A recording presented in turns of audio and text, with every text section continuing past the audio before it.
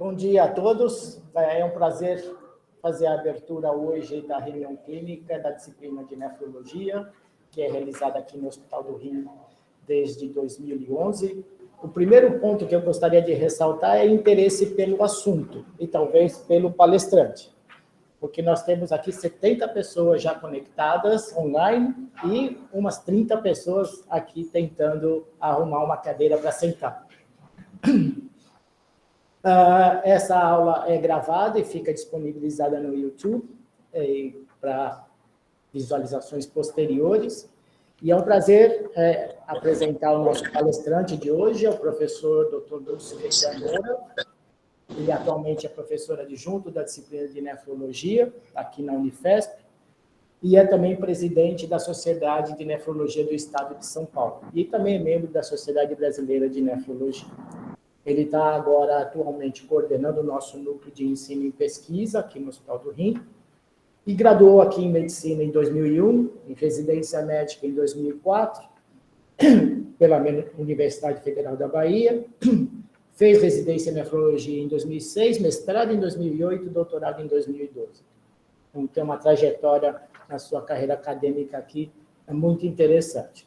Tem um índice H de 14 e um trabalho cuja citação já acumula 41 citações. Então, por favor, o doutor Lúcio Requião vai falar sobre monitorização de anticorpos contra o doador após o transplante. Obrigado, doutor Hélio, pela apresentação.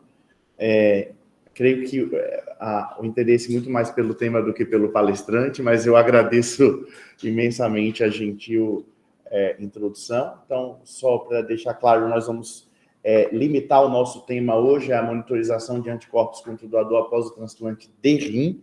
Nós não vamos falar hoje sobre outras modalidades de transplante, porque esse é um tema espinhoso no transplante de rim, onde já há um acumulado de conhecimento a respeito. Em outras modalidades de transplante de órgão sólido e até no transplante de medula, esse é um tema ainda mais desafiador.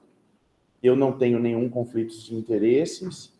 Eu queria aproveitar a oportunidade para divulgar para todos, para a grande audiência que nós temos hoje e que teremos a partir de amanhã no YouTube, os próximos cadernos de patologia renal, que serão realizados entre 8 a 10 de maio de 2023. Será realizado aqui presencialmente no Hospital do Rim. Tem a coordenação do professor Luiz Moura, que está aqui presente. Esse é o site, as inscrições já estão abertas e o programa científico já está divulgado nesse site. Vocês podem fazer a inscrição nesse site.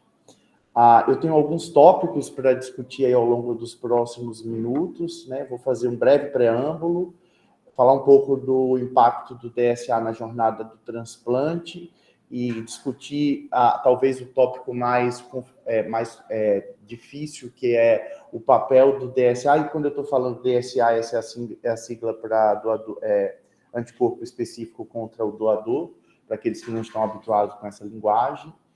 Falar de monitorização desses anticorpos em alguns eventos clínicos, como eventos agudos precoces e eventos crônicos, e, tangencialmente, trazer uma reflexão sobre a possibilidade de que essa monitorização possa ser utilizada como uma medida indireta de aderência. Então, a título de preâmbulo, alguns conceitos são importantes, né? O sucesso do transplante de rim no longo prazo depende de múltiplas variáveis, apesar de ser uma informação muito óbvia, eu acho que é importante trazermos isso. Essa não é uma única variável que vai predizer o sucesso do transplante. Em geral, o transplante de rim é realizado quando o receptor não tem anticorpos contra o doador, ou pelo menos na maioria dos serviços ele é feito assim, ou se tem anticorpos contra o doador, tem anticorpos que pelo menos não demonstrem nenhuma relevância clínica no momento da avaliação para o transplante. A despeito do uso de imunossupressores, é esperada a ativação imunológica após o transplante, e essa ativação imunológica envolve respostas que são centralmente mediadas por célula, mas o papel dos anticorpos específicos contra o doador, tanto anti-HLA quanto ante outras proteínas, parece ter papel fundamental. Diversas estratégias de se mensurar a ativação imunológica falharam em predizer eventos clínicos ao longo dos últimos anos, e esse é um ponto que ainda está em debate na questão do transplante, né? Como que se faz a avaliação imunológica de um paciente para se saber se você está dando imunossupressão a mais ou imunossupressão a menos. Apesar de que tem uma frase do Dr. Hélio que é bastante prática, né? Que ele diz que nós não devemos nunca nos preocupar em diminuir a imunossupressão do paciente, porque o próprio paciente já faz isso por nós. E, por fim, a avaliação imunológica pode ser avaliada de forma indireta através da pesquisa de anticorpos contra o HLA do doador, e é sobre basicamente isso que nós vamos discorrer hoje. Né? Nesse cenário de avaliação da saúde do enxerto renal e de como que nós podemos prolongar a durabilidade do transplante, eu queria convidar todos a revisitar algumas aulas que já passaram por aqui, estão disponíveis no YouTube do hospital, né? Tem uma aula sobre modelos preditores no transplante, que foi feita pelo professor Gustavo Modelli, que está presente na audiência. Uma aula bastante interessante, uma discussão muito interessante sobre a avaliação de função renal, que não foi específica para o transplante, mas que serve para o transplante de qualquer maneira, que foi trazida pela professora Raquel Bregman. E, mais recentemente, há 2 semanas atrás, uma excelente apresentação e discussão sobre o papel das biópsias no transplante renal. Então, quem tiver interesse, aqui são os links para essas aulas, você pode acessar diretamente ou entrar no YouTube do Hospital do Rim, que todas as aulas que foram feitas aqui ao longo dos anos, desses últimos anos que foram transmitidas, estão lá disponíveis em tempo real. Né?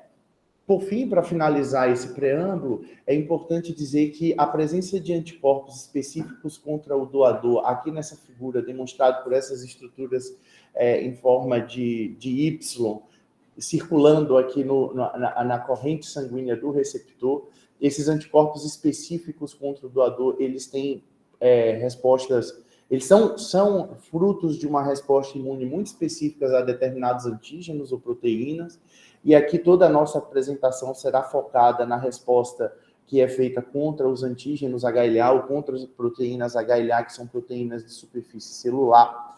E a produção e a presença desses anticorpos está relacionado, como já foi citado aqui anteriormente pela doutora Semiramis, a uma cascata de resposta inflamatória e imune, que pode gerar diversos eventos, aqui nessa figura demonstrado por um evento imunológico agudo, mas não apenas agudo, como crônicos, como tem sido bastante discutido mais recentemente. E, por fim, não é meu papel aqui discutir técnica do laboratório, especialmente na presença de 3 grandes nomes da imunogenética, mas só para trazer alguma informação para a nossa plateia, que é bastante diversa.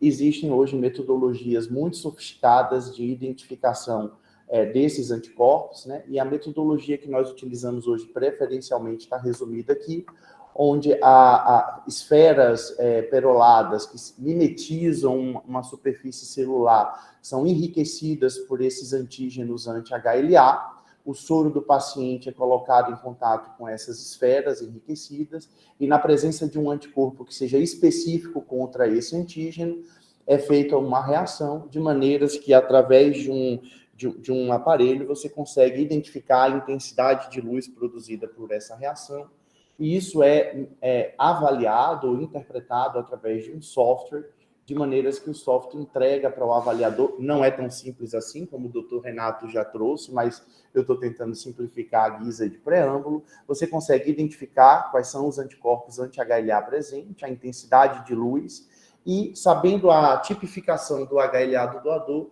é possível saber se um ou outro desses anticorpos são específicos contra o doador.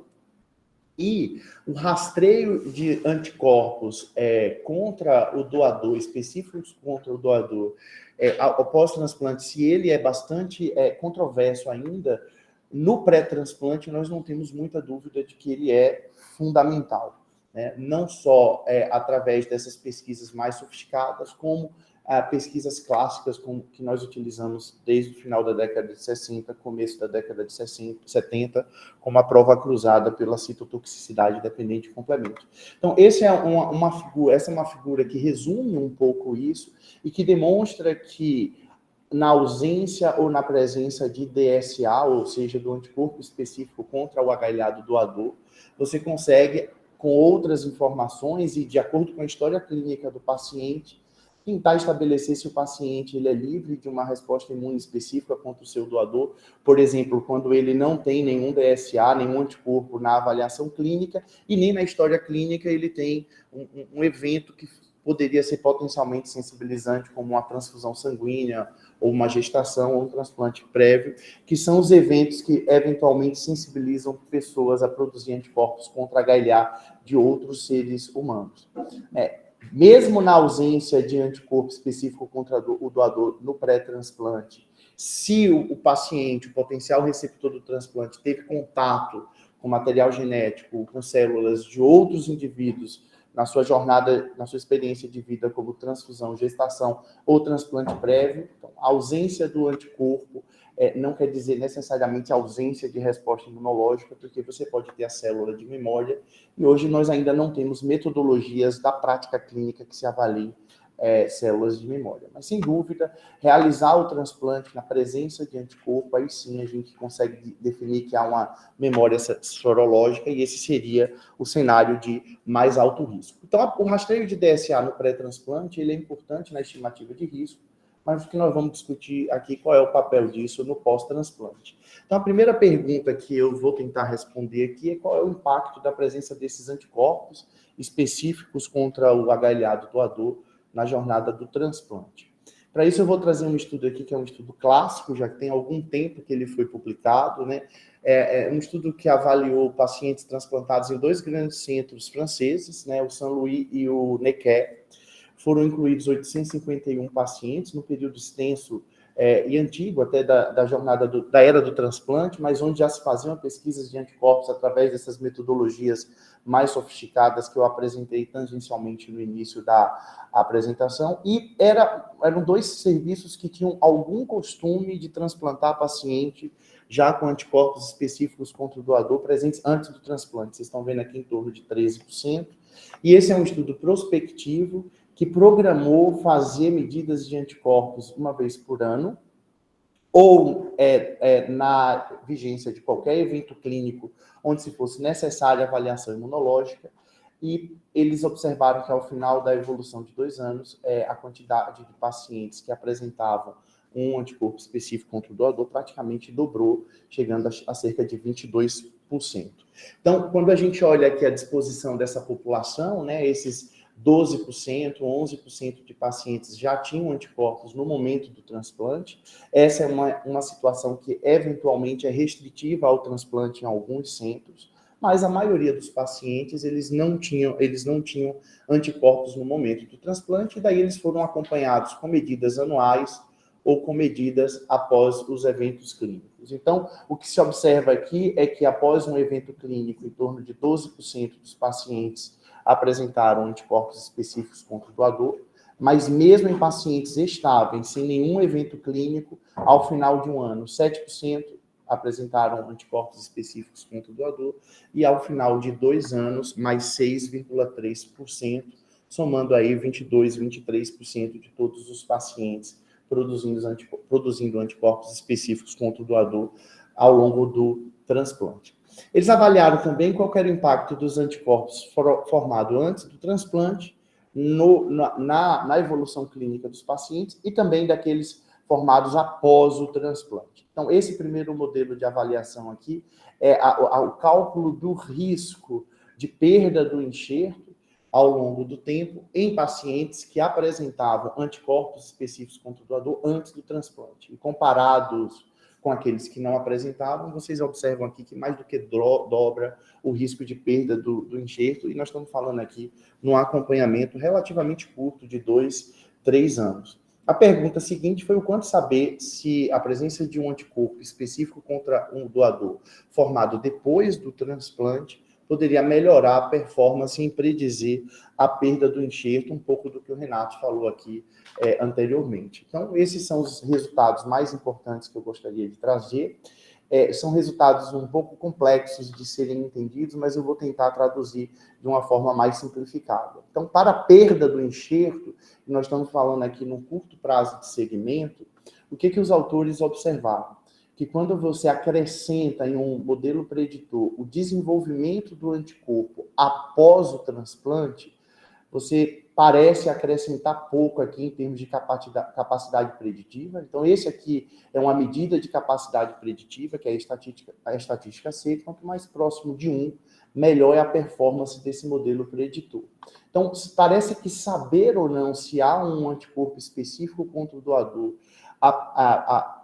formado após o transplante mudou muito pouco a capacidade de predizer a perda do enxerto, quando comparado, por exemplo, quando só era avaliado o anticorpo antes do transplante. Entretanto, quando esses autores fizeram algumas avaliações mais específicas sobre a qualidade desse anticorpo, parece que essa capacidade preditora melhorou. Isso foi um pouco do que foi discutido aqui, tanto pela Semiramis quanto pelo Renato. E esse aqui é o peso que cada uma dessas variáveis tem na capacidade preditora. E o que vocês veem aqui, que talvez saber o MFI tem um peso muito pequeno, e o MFI aqui seria aquilo que a Marina tinha perguntado, né? A intensidade do anticorpo nessas metodologias que são medidas indiretas, mas talvez saber qual subtipo de IgG e IgG3 em detrimento a IgG1 ou outras subclasses parecem ter um peso muito maior, e saber se esse anticorpo fixa complemento parece ter um peso muito maior. Apesar dessas informações não terem chegado na prática clínica e não terem sido ainda disseminadas. Mas a lição aqui é que não apenas saber o anticorpo, mas talvez a gente precise evoluir para tentar entender um pouquinho melhor sobre a qualidade do anticorpo. Ainda sobre essa questão do anticorpo pré-formado e o impacto disso na decisão se você vai fazer ou não medidas de anticorpos depois do transplante, eu queria trazer um dado clínico que foi recentemente capturado pela nossa aluna de mestrado aqui, a Yasmin, que está aqui presente na audiência presencial. E esse é um cenário importante, essa é uma questão importante, porque traz um cenário que é um cenário bastante real, o nosso cenário aqui no nosso hospital, e é um cenário que traduz um pouco a transplantação no estado de São Paulo e talvez até no Brasil, que é um cenário onde no modelo de alocação nós temos uma alta frequência de transplantes realizados com uma excelente compatibilidade em DR, zero mismatch em DR, e aqui, pelo menos, é um cenário que nós consideramos bastante virtuoso, que é um cenário de mismatches inaceitáveis, especialmente mismatches inaceitáveis nos loss A, B e DR, quando utilizamos um cutoff de 1.500, na presença desses anticorpos específicos contra o doador, o que significa dizer que na presença desses anticorpos pré-formados antes do transplante, nós não realizamos o transplante. Então, a Yasmin avaliou 648 pacientes, transplantados entre 2015 e 2014, todos os pacientes tinham algum grau de sensibilização, e 25% deles tinham uma presença de DSA fora desse cutoff aqui. Ou seja, ou era um anticorpo anti-A, B e DR em baixa intensidade, ou um anticorpo nos outros loss do HLA do doador em qualquer intensidade, e esse é o nosso modelo de mismatch inaceitável.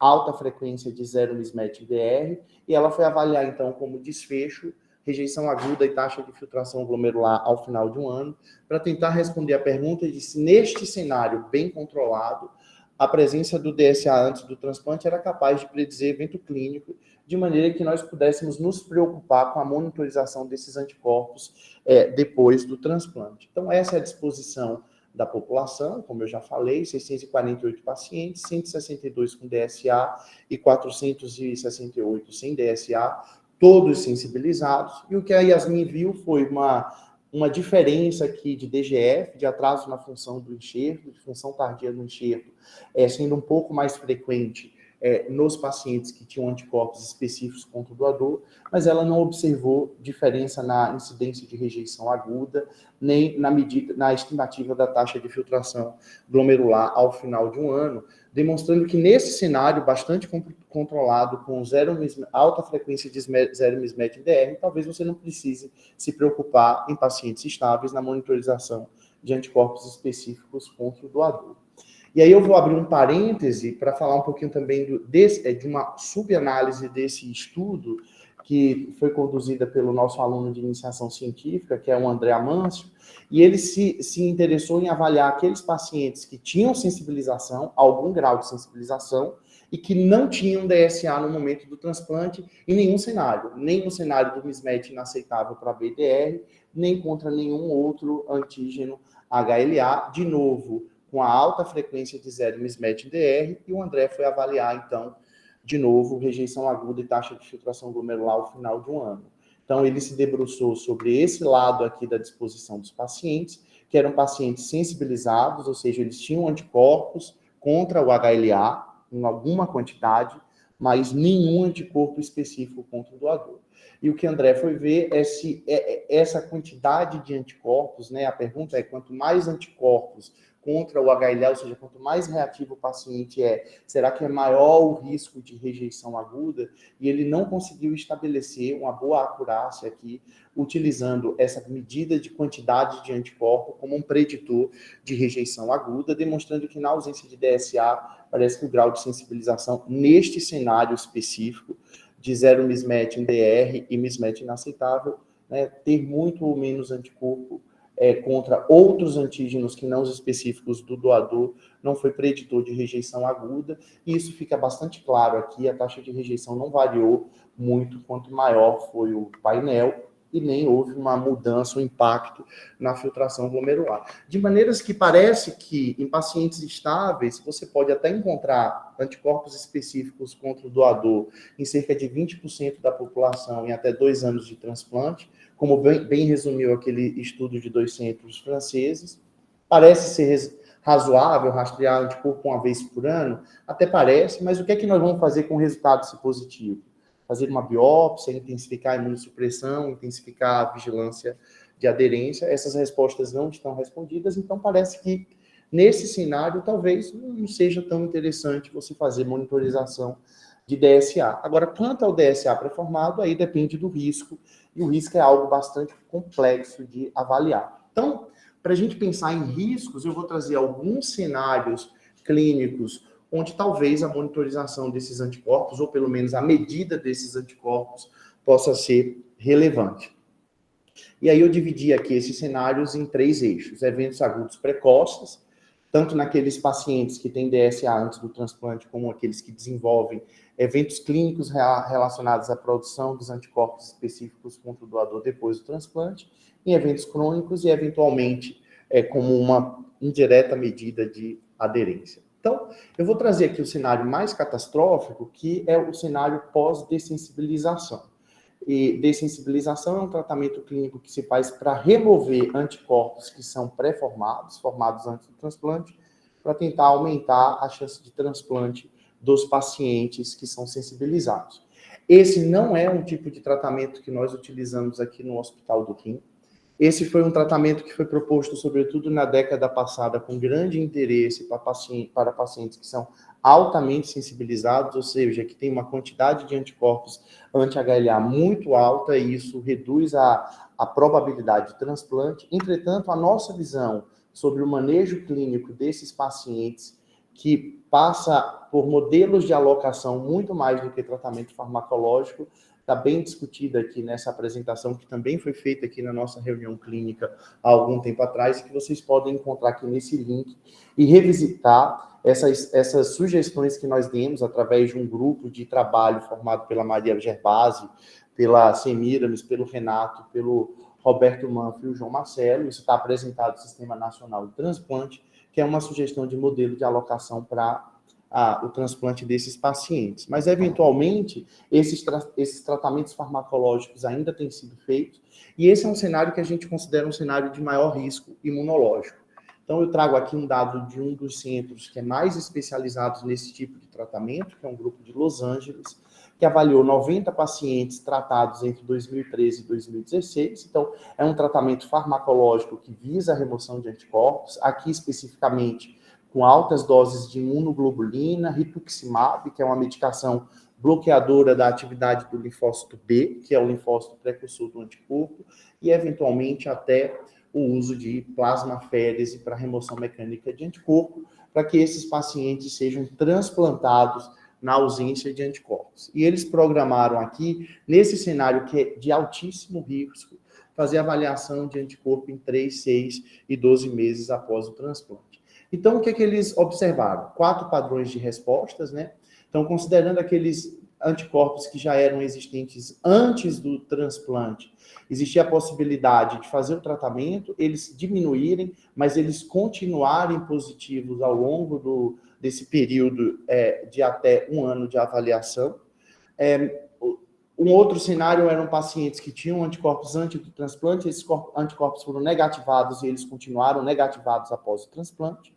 Eles avaliaram também alguns pacientes que o anticorpo era negativo, mas ele positivou depois do transplante, e aqueles pacientes que negativaram e continuaram negativo ao longo do transplante. Isso em relação aos pacientes que tinham anticorpos pré-existentes, mas também havia a possibilidade de, mesmo tendo um anticorpo pré-existente, aparecer um outro anticorpo, um outro tipo de anticorpo. Então, seriam aqueles pacientes que apareciam um outro tipo de anticorpo e permaneciam positivo, ou aqueles pacientes que, ao longo da monitorização, não aparecia anticorpo, pacientes que eram transplantados com anticorpo negativo e que desenvolviam um novo anticorpo depois do transplante, e esses eram os padrões de respostas possíveis. E o que se observou? Então, eu queria levar em consideração os 2 cenários. Os pacientes que, mesmo tratados, foram transplantados na presença de anticorpo, e esses pacientes que persistiram com anticorpo positivo tiveram a incidência de rejeição aguda mediada por anticorpo de 45%. E, de forma interessante, aqueles pacientes que foram tratados e negativaram o anticorpo, mas que na evolução positivaram o anticorpo, tiveram uma incidência de 70% de rejeição. E a maioria dos pacientes que se enquadraram nesses 2 fenótipos aí, eles tiveram uma incidência de rejeição orbitando entre 45% e 70%, demonstrando porque essa talvez não seja uma boa estratégia de manejo de paciente altamente sensibilizado. Esse tipo de resposta foi capaz de predizer a sobrevida livre de rejeição aguda em até 4 anos de segmento, e o que se observa aqui são aqueles indivíduos que, mesmo transplantados com anticorpos negativos após o tratamento e depois do tratamento tiveram uma resposta imune exacerbada, produziram anticorpos, que essa linha em verde aqui foram aqueles que tiveram a maior probabilidade de desenvolver rejeição aguda mediada por anticorpo, e isso foi até 2 anos depois do transplante, e isso está bem demonstrado aqui por essa análise de risco, aumentando o risco em 10 vezes quando comparado com aqueles indivíduos que não desenvolveram anticorpos. Então, eu trago aqui só, eles padronizaram a monitorização 4 vezes no ano só, 3, 6, 9, 12 meses, mas talvez para esse cenário a monitorização precisa ser mais estrita, Então, aqui é uma paciente feminina com painel de 80%, gestação, a doadora foi a mãe, ela tinha anticorpos específicos contra a mãe em pouca quantidade, mas que geravam uma prova cruzada positiva. Essa paciente foi tratada para remover esses anticorpos, mas olha a surpresa, Logo com 1 semana de transplante, esses anticorpos explodiram no sangue, levando a um quadro de rejeição aguda mediada por anticorpo. Então, me parece que nesse cenário, que é um cenário que nós devemos rediscutir como estratégia de manejo de paciente altamente sensibilizado, monitorização parece ser mandatória, me parece que 3, 6, 12 meses parece ser insuficiente, e aí é uma questão pessoal, nós recomendamos aqui uma monitorização um pouco mais intensiva, justamente para tentar se antecipar àquela explosão que ocorre depois do transplante. E um outro cenário que nós podemos utilizar de forma bastante clara a monitorização ou a medida desses anticorpos é quando o paciente tem um evento de rejeição aguda mediada por anticorpos, e nós podemos utilizar essas medidas para ajuste da terapêutica. Então, eu trago aqui uma experiência de 45 pacientes que eram sensibilizados, que desenvolveram rejeição aguda mediada por anticorpo, ou seja, além de desenvolver um anticorpo, esse anticorpo desencadeou uma resposta clínica relevante. Esses pacientes foram tratados com tratamento padrão, que é a remoção mecânica de anticorpo através de plasmaférese, e aqui nós medimos a resposta ao tratamento através da monitorização desses anticorpos. E o que nós vemos aqui, levando em consideração o anticorpo imunodominante, ou seja, aquele que tem a maior intensidade entre todos os anticorpos, é que em alguns clusters de paciente, como vocês podem ver aqui, você pode não ter uma boa resposta, e essa resposta pode ser avaliada do ponto de vista clínico, através de melhora de creatinina, ou eventualmente de melhora de score de biópsia, mas isso aqui pode ser um indicativo de que seu tratamento não está eficiente, né? A gente vê aqui que boa parte desses pacientes tem uma resposta sorológica bem interessante, bem robusta, mas tem alguns pacientes que até pioram a quantidade de anticorpo circulante no curso do tratamento. E você pode utilizar essa informação, inclusive, para tomar uma medida clínica, como, por exemplo, aqui, nesses subclusters de pacientes, de 15 pacientes, usar uma medicação que é bloqueadora da célula que é produtora de anticorpo. Aqui, no caso, foi bortezomib, mas isso pode ser feito com outras medicações, como rituximab ou tocilizumab. E aí, depois, você monitora essa resposta através do compartimento circulante, da presença de anticorpo no compartimento circulante.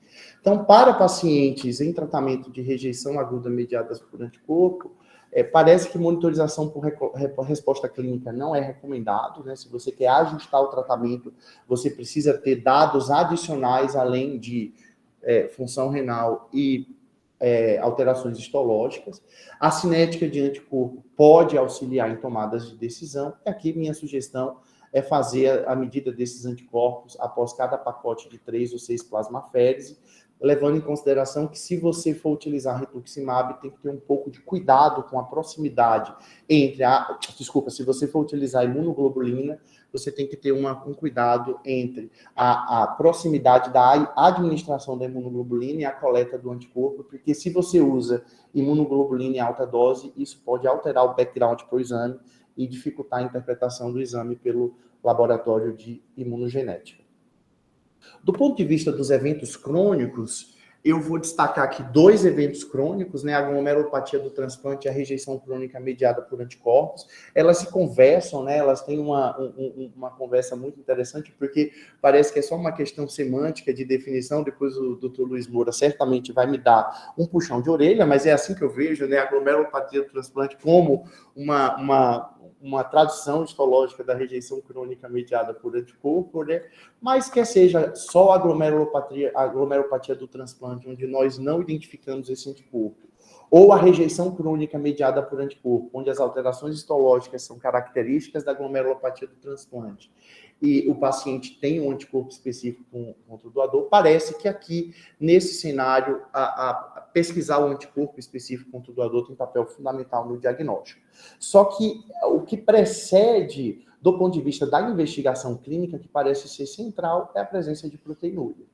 Então, o quadro clínico de pacientes que desenvolvem essas alterações morfológicas no transplante renal é proteinúria e perda progressiva de função renal. Isso ocorre com uma relevada frequência no transplante, muito mais frequente naqueles transplantes de alto risco, que são realizados em transplantes, vistos em transplantes são realizados com doadores HLA ou ABO incompatível, tem um impacto negativo no prognóstico em longo prazo. Como eu falei, há uma alta associação com anticorpos anti-HLA, e aí nós chamamos de rejeição crônica mediada por anticorpo. E se vocês quiserem mais detalhes sobre as glomerulopatias no transplante, inclusive essa, que é uma resposta autoimune ao enxerto renal, nós também temos aqui no nosso hall de aulas no nosso YouTube uma apresentação específica sobre esse tema, que pode ser vista aqui nesse link que está nesse QR Code. Então, a proteinúria pós-transplante, ele é um evento super frequente, de 40% a 50% dos pacientes transplantados no longo prazo vão desenvolver proteinúria. Alguns deles podem evoluir, inclusive, para síndrome nefrótica, proteinúria acima de 3,5 gramas, associada a edema nasárquea e uma albumina baixa no sangue. E a presença de proteinúria na faixa nefrótica, mesmo que na ausência da síndrome, impacta de forma bastante importante a probabilidade de sobrevida do enxerto em períodos até tão curtos quanto 5 anos. E o interessante observar é que quando nós identificamos proteinúria na evolução do paciente transplantado, nós historicamente voltamos os nossos olhos para o diagnóstico das glomerulopatias clássicas, que são aquelas mesmas glomerulopatias que afetam um paciente não transplantado. Mas eu trago aqui um estudo muito simples, assim, que foi avaliar a frequência de diagnósticos histológicos em pacientes com faixas diferentes de proteinúria, mesmo proteinúrias menores ou até proteinúrias na faixa nefrótica. E aqui nessa pizza aqui em azul está mostrada a principal causa de proteinúria em paciente de longo prazo, que é justamente a glomerulopatia do transplante, que é uma patologia específica do paciente transplantado. E quando esta alteração histológica vem acompanhada de anticorpo específico contra o doador, Isso se chama rejeição crônica mediada por anticorpo, que parece ser, então, a principal causa de proteinúria em longo prazo em pacientes transplantados. Então, só abrindo um parênteses aqui, pedindo licença ao professor Luiz Moura, né? O que caracteriza a glomerulopatia do transplante ou a rejeição crônica mediada por anticorpo são os desdobramentos da membrana basal glomerular. Você vê que, pelo menos na microscopia óptica, da forma como nós enxergamos na microscopia óptica, você não consegue identificar grandes infiltrados celulares ou uma resposta inflamatória exuberante. Isso justifica a presença de proteinúria. São as chamadas imagens trilho de Bond. Outra vez eu fui corrigido aqui porque chamei de trilho de trem. Hoje ele não vai puxar minha orelha por isso. É muito mais evidente na coloração pela prata e nós conseguimos até identificar o depósito de complemento, né, nos capilares peritubulares, o que demonstra que a presença desse anticorpo específico contra o doador está gerando uma ativação do sistema complemento, aqui uma imunistoquímica por C4D. Existe uma forte associação dessa patologia com a presença de anticorpos contra o HLA, especialmente os anticorpos de classe 2. E, além de ser importante para o diagnóstico, então, na investigação de pacientes com proteinúria e para o início dessa investigação, ele pode ser utilizado também, mais uma vez, como resposta terapêutica. Eu trago aqui, por exemplo, um trabalho que tem utilizado tocilizumab, que é um anticorpo contra o receptor da interleucina 6, que parece ser fundamental na resposta imunológica por produção de anticorpo, e os autores aqui foram avaliar, do ponto de vista de resposta terapêutica, nesse estudo, que é um estudo bastante precoce ainda, scores de lesão, né, na biópsia. Vocês veem aqui glomerulite, capilarite peritubular, você vê que tem uma diminuição. A depósito do C4D, que é a fração do complemento, também tem uma diminuição, mas parece que você avaliar também do ponto de vista sorológico, através de medidas repetidas desse anticorpo, pode dar uma ideia de que nesse período aqui, por exemplo, não houve grandes respostas, mas talvez haja uma tendência de resposta aqui no longo prazo. Então, quando eu encaro hoje no acompanhamento ambulatorial pacientes com proteinúria, especialmente naqueles pacientes que têm proteinúria acima de 1 grama, com ou sem alteração de função renal, me parece que o rastreio de DSA tem um papel central no início da propedêutica desses pacientes, para se definir se esses pacientes estão diante de uma resposta aloimune, eventualmente autoimune, ou outro tipo de lesão glomerular que justifique proteinúria. Né? E no caso do diagnóstico da glomerulopatia do transplante ou da rejeição crônica mediada por anticorpo, a monitorização de tratamento pode ser uma possibilidade, mas nós não sabemos nem qual é o tratamento padronizado para esse tipo de patologia e quando tratar, qual seria a frequência. Certamente com alguma frequência.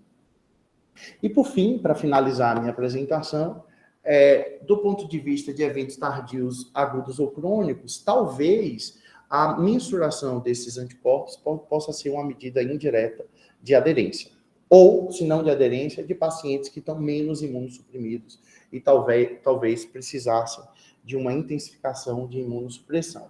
Como nós não temos grandes estudos sobre isso, eu trouxe aqui só um caso clínico para poder exemplificar como isso pode ser feito. Isso diz um pouco a respeito, na verdade, à minha prática clínica, né? Então, é realmente complexo falar sobre isso baseado em evidência ou em guideline, porque eles inexistem. Então, esse é um paciente que, quando foi transplantado com 25 anos, era homem, o transplante foi em 2014, quem doou foi a mãe, e na época ele tinha um painel 0, ou seja, um paciente de baixo risco. Jovem, a mãe que está doando, não tinha evento sensibilizante e nem tinha anticorpo contra qualquer HLA. Ele foi transplantado sem nenhuma intercorrência, imunossupressão padrão, com tacrolimus, corticoide e micofenolato, e 3 anos após o transplante, ou seja, em 2017, ele apareceu na consulta com um nível de medicação indetectável, né, que diz respeito que ele provavelmente não estava tomando a medicação adequadamente, e um aumento de creatinina de 1,2 para 1,8.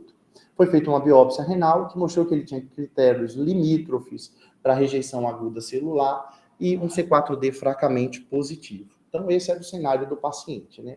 Lembra que ele tinha um painel 0 quando ele transplantou, e aqui, 3 anos depois, num evento clínico provavelmente relacionado à má aderência e não à baixa imunossupressão, ele fez uma produção de um anticorpo que era específico contra o doador, aqui um DQ6, e uma tradução histológica e clínica, porque houve alterações histológicas na biópsia e piora de função renal. Então, foi optado aqui por fazer um tratamento, né? O tratamento desses eventos, mesmo que agudos, quando eles são tardios, é um pouco controverso, mas nós optamos aqui por utilizar uma alta dose de imunoglobulina, que é uma estratégia que remove o anticorpo, sem ser aquela remoção abrupta e mecânica da plasmaférese, e uma medicação contra a célula produtora de anticorpo. E o que se vê aqui é que, ao longo do tempo, esse anticorpo parece ter caído de forma bastante sustentável.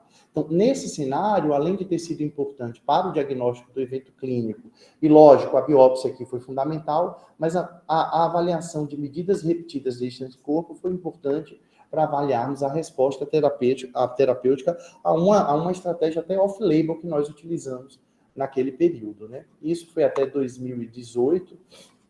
Depois o paciente aparece aqui em 2019, 2 anos após aquele evento, agora sim, com níveis de medicação adequado, bastante adequado, pelo menos do ponto de vista daquilo que a gente enxerga, né? Que é o nível da clorina estava normal, mas o DQ6 de novo aqui explode e aparece um novo anticorpo contra o doador. E vocês vejam que, então, a monitorização desses anticorpos foi fundamental para poder identificar isso aqui, mesmo num paciente que vinha com função renal estável. E aqui foi feita uma biópsia, ele já tinha alterações crônicas que pareciam ser mediadas por anticorpos, além de alterações agudas, né, ativas, digamos assim. Foi optado por fazer um tratamento clínico novamente, alta dose de imunoglobulina com corticoide, e, de novo, a monitorização desses anticorpos ao longo do tempo deu uma ideia de uma resposta, pelo menos a resposta sorológica. Então, dessa maneira, eu concluo a minha apresentação dizendo que nós devemos fazer rastreio DSA após o transplante, mas é possível que nem todos os pacientes necessitem, e é possível até que a maioria dos pacientes não necessitem, a depender do cenário em que você está trabalhando, especialmente se nós estamos falando de paciente de baixo risco, estável, um cenário controlado como é o nosso, com a alta frequência de zero mismatch em DR, e com um programa de alocação bastante exitoso, que é o programa de mismatch inaceitável. Para pacientes estáveis, há essa recomendação de fazer a cada 1, 2 anos, mas isso é bastante questionável, até porque, do ponto de vista clínico, nós não sabemos o que fazer quando o anticorpo está presente. Durante o tratamento da rejeição aguda mediada por anticorpo, aí sim, eu recomendo interpretar a cinética dos anticorpos para possíveis ajustes no tratamento, aumentar a dose da plasmaférese, ou eventualmente associar outras medicações ao tratamento. E, por fim, em pacientes com proteinúria de início recente, pelo menos é como eu tenho iniciado a investigação propedêutica desses pacientes e para o acompanhamento da glomerulopatia pós-transplante e, possivelmente, da rejeição crônica mediada por anticorpo. Então, essas eram as considerações que eu queria trazer sobre o tema. E, a partir de agora, nós estamos disponíveis para eventuais comentários, questionários e perguntas. Doutor Edson.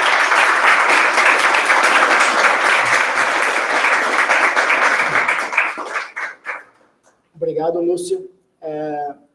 Antes de abrir para a plateia virtual que está conectada conosco aqui e escutar comentários e perguntas da Semiramis, da doutora Maria e do Renato, eu gostaria de trazer o doutor Luiz Moura para o nosso debate. Em vista de que a mensuração isolada do DSA é cheio de controvérsias, eu gostaria que ele tecesse alguns comentários da interação desse anticorpo com o endotélio, como fazer esse diagnóstico, se ela é imunomodulável, seja fisiologicamente ou através de drogas, e como que nós integramos essa questão do anticorpo com a histologia para realmente poder desenvolver terapias que sejam efetivas e seguras.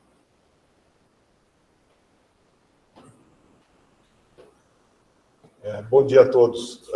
Acho que dá para ter uma ideia de como eu sou querido dessa instituição. Lúcio e eu repartimos o mais famoso sobrenome que existe sobre a face da Terra, mas as semelhanças acabam aqui. A pergunta do Hélio é muito complexa, mas eu diria que, retomando um pouco a história da lesão glomerular como sinônimo de agressão crônica mediada por anticorpos, a representação morfológica daquela característica histológica significa a agressão do endotélio por algo que se faz na forma de baixo impacto, porém de forma contínua. É a mesma interpretação que nós usamos para as glomerulonefrites membrano-proliferativas. Eu tenho a produção de um agente agressor, mas ele é em pequena quantidade, porém de forma contínua. Isso faz com que o endotélio estimulado crie circunstâncias para sintetizar uma nova matriz extracelular e crie, dentro do contexto da figura, aumento do espaço subendotelial e a imagem duplo contorno ou em trilho de Bond, como o Lúcio a batizou recentemente. Não se vê muito Bond hoje em dia, Lúcio, nem trem, então duplo contorno parece ser mais adequado. É só para dar uma puxão de orelha.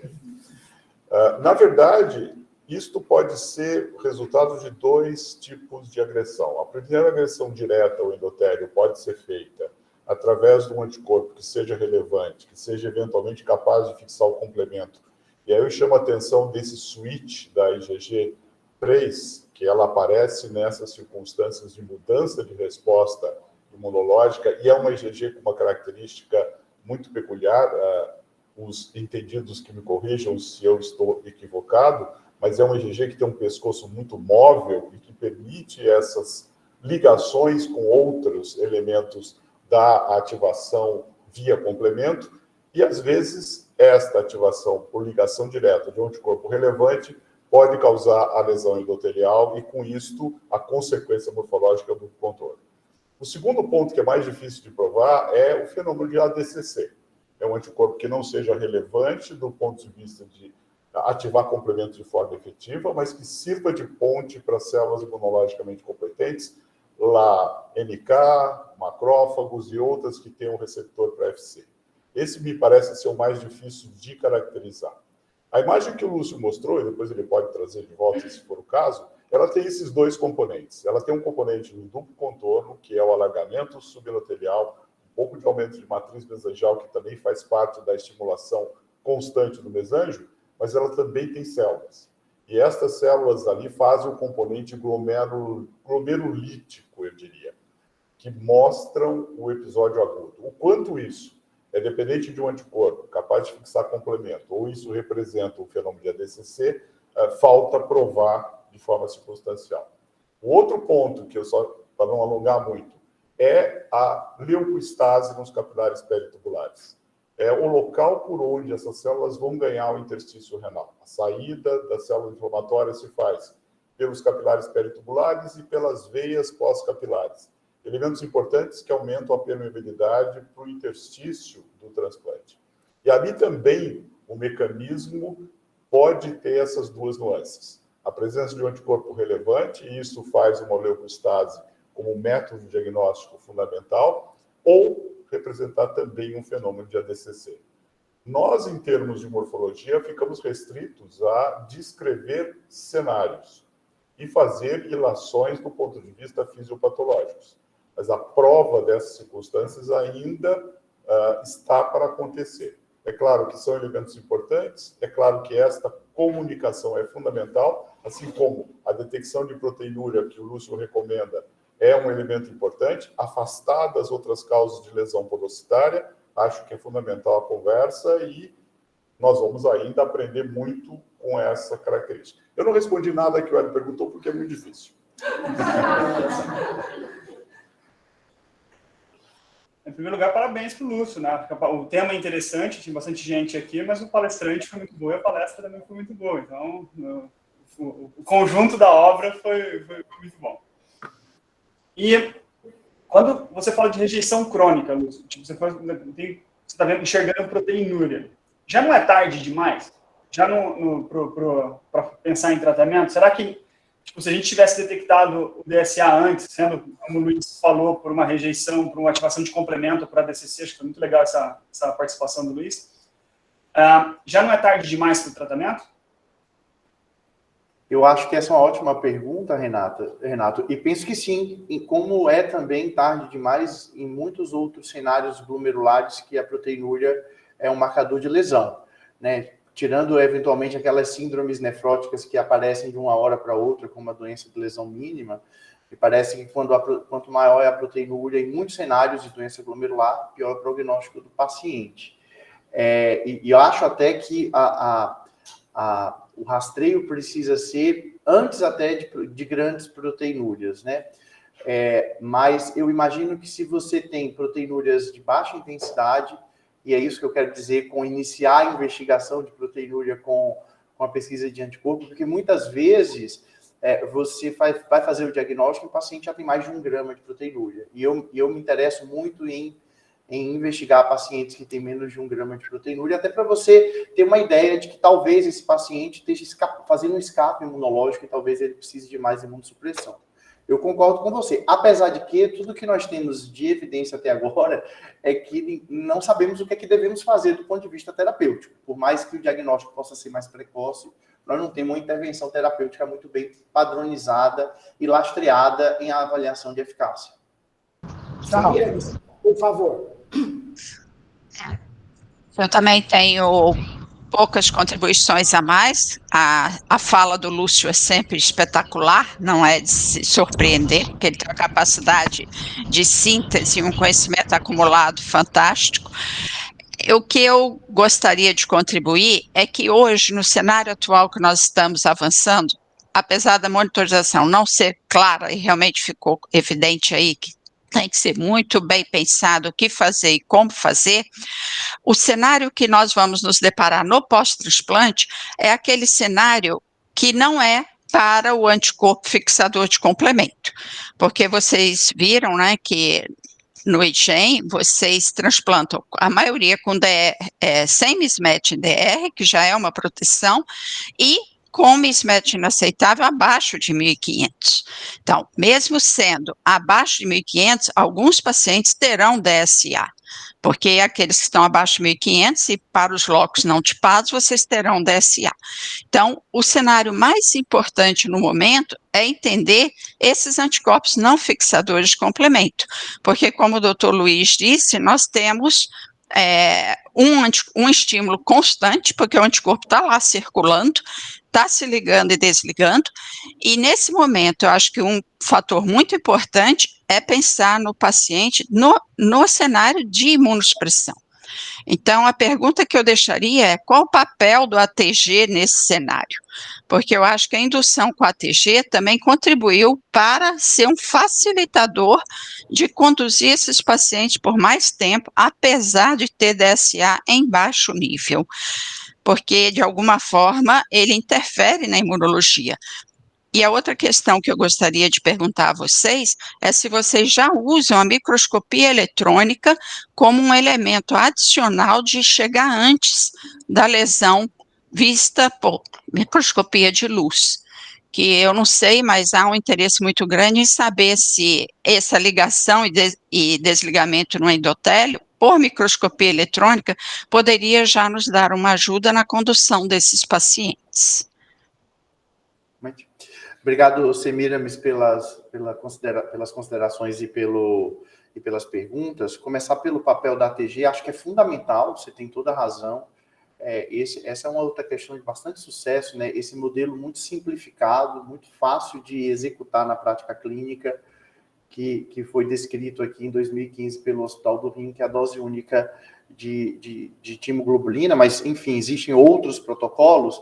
Eu não tenho dúvida que a ATG é fundamental nessa proteção, mas eu diria que isso tem um certo limite, porque o que a gente vê do ponto de vista de longo prazo, parece, pelo que tudo indica, que a aderência ao tratamento talvez tenha mais importância do que qualquer outro fator, né?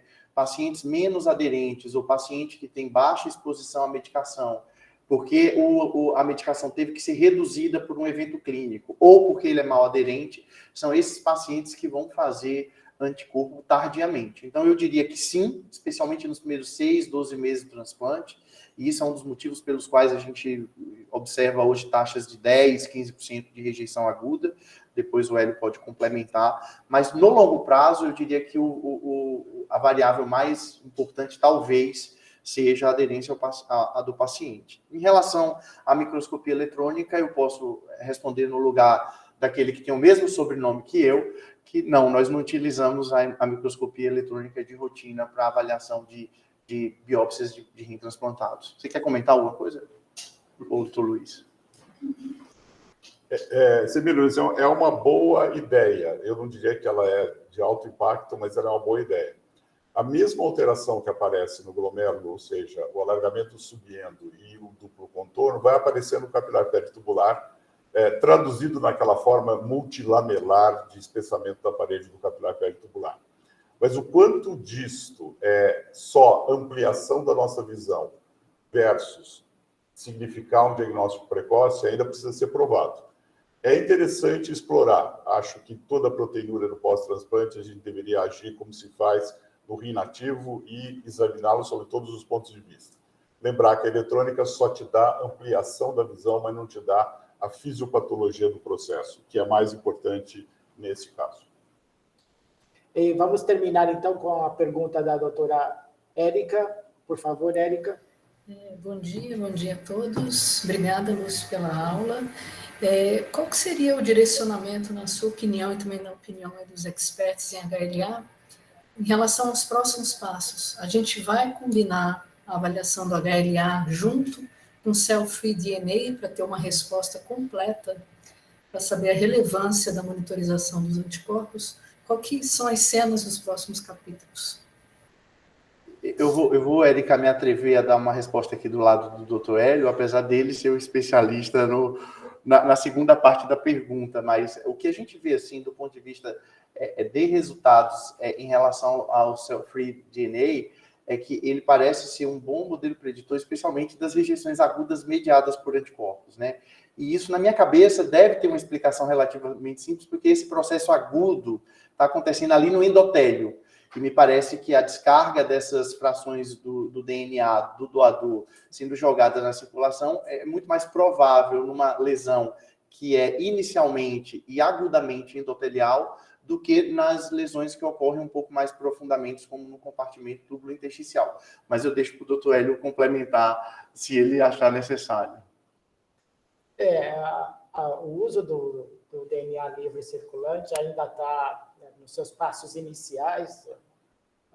A associação com fenótipos diferentes de biópsia foram os trabalhos que já se acumularam, mas tentando responder essa pergunta com o que o Lúcio comentou, e também até pegando aqui a informação que o Dr. Luiz passou, de que isso é uma reação de baixo impacto, mas persistente em longo prazo, a pergunta é se nós não utilizaríamos o monitoramento do DSA em conjunto com o cell-free DNA e instituíssemos um tratamento à medida que nós começássemos a ver algum tipo de lesão identificada pelo aumento da porcentagem de DNA circulante do doador. Talvez essa fosse, no momento, à luz do conhecimento atual, a melhor indicação da combinação desses dois testes.